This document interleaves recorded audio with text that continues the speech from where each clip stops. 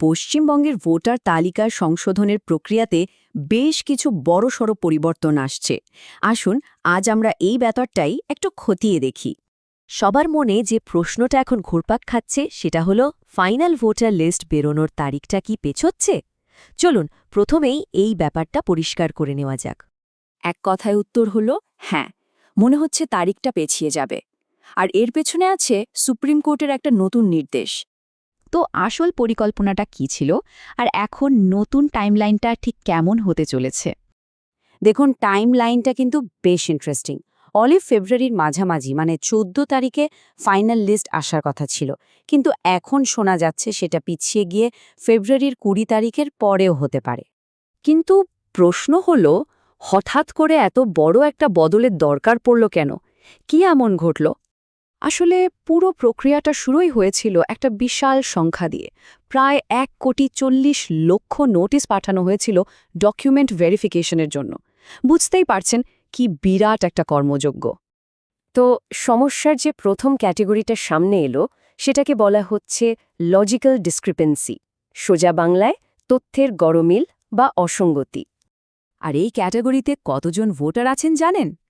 ৯৪ লক্ষেরও বেশি। ভাবা যায়, এত মানুষের তথ্যে কিছু না কিছু সমস্যা পাওয়া গেছে, যার সমাধান দরকার। দ্বিতীয় যে বড় গ্রুপটা, তাদের বলা হচ্ছে আনম্যাপড ভোটার। এর মানে হলো এদের নাম ২০০২ সালের যে ভোটার লিস্ট তার সাথে ঠিকঠাক মেলানো বা লিঙ্ক করা যাচ্ছে না। আর এই আনম্যাপড ভোটারের সংখ্যাটাও কিন্তু কম নয়। প্রায় ৩১ লক্ষের বেশি মানুষকে এই ক্যাটাগরিতে চিহ্নিত করা হয়েছে।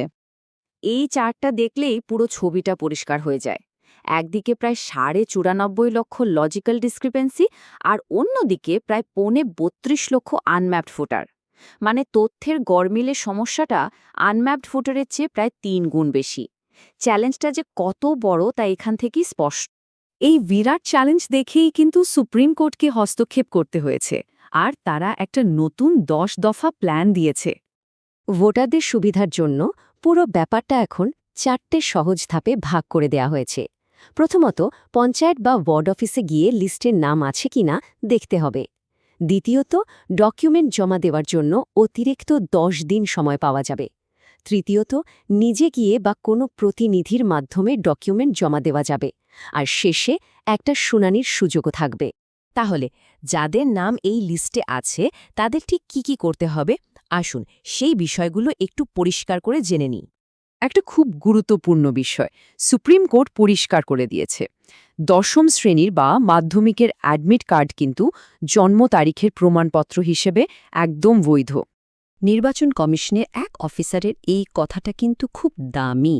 জিনিসটা কতটা মিষ্টি তা খেয়েই বলতে হবে। মানে শুধু ওপর দেখলে হবে না, প্রত্যেকটা ডকুমেন্ট হাতে ধরে খুঁটিয়ে যাচাই করাটা খুব জরুরি। এখানে একটা মজার তুলনা করা যায়। বিহারের ভোটার লিস্ট সংশোধনের সময় নিয়ম ছিল ডকুমেন্ট জমা দিলে একটা পাকা রসিদ দিতেই হবে, কিন্তু পশ্চিমবঙ্গের ক্ষেত্রে ব্যাপারটা অতটা স্পষ্ট করে বলা নেই। এখানে হয়তো জমা দেওয়ার ডকুমেন্টের ফটোকপিতেই একটা স্ট্যাম্প দিয়ে দেওয়া হতে পারে। ব্যাপারটা যে শুধু ভোটারদের ওপরই ছেড়ে দেওয়া হচ্ছে তা কিন্তু নয়।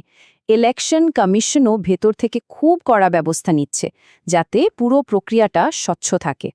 কমিশন যে কতটা সিরিয়াস তা এই পদক্ষেপগুলো দেখলেই বোঝা যায়। অনিয়মের জন্য অফিসারদের বিরুদ্ধে এফআইআর করা হচ্ছে, নতুন করে স্পেশাল অবজারভার নিয়োগ করা হচ্ছে, এমনকি আগে নিষ্পত্তি হয়ে যাওয়া কেসও আবার করে ভেরিফাই করার নির্দেশ দেওয়া হয়েছে। লক্ষ্য একটাই, ফাইনাল লিস্টে যেন একজনও অযোগ্য ভোটার না থাকে।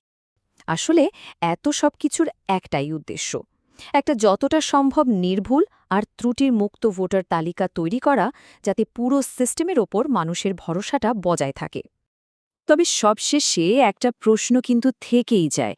একদিকে লক্ষ লক্ষ তথ্যের গরম মিল, অন্যদিকে এত জটিল একটা ভেরিফিকেশন প্রসেস।